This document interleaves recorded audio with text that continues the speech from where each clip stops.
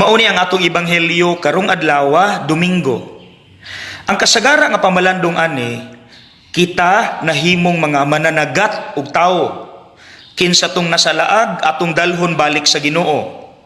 Pero kining akong pamalandong karon, kabahin sa usa ka punto nga wala kay nato mapansin. Kung nakabantay mo, silang Pedro walay kuha nga isda tibuok gabi. Dapat naa kay nanginabuhi be sila.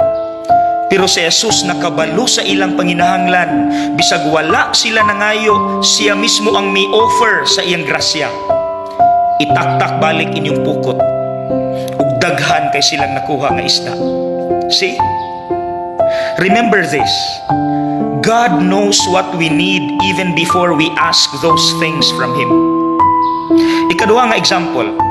During the Last Supper, kabalo si Jesus nga magkabulag-bulag yun ni iyang mga apostoles once mawala na siya. Maunang mihatag siya assurance.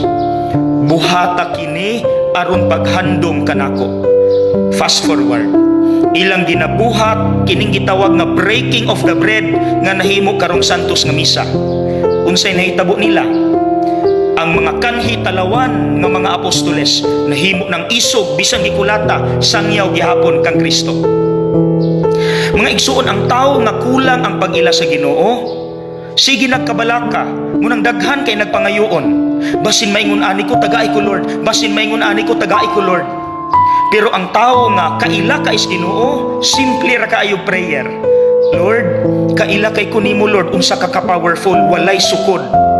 Kabalo po ka Lord sa akong panginahanglan, munang salig kay ko Lord nga dili ko nimo pasagdan. Maura gyud ni akong masulti Lord.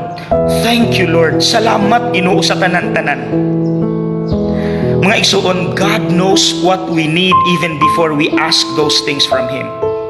A simple thank you is enough.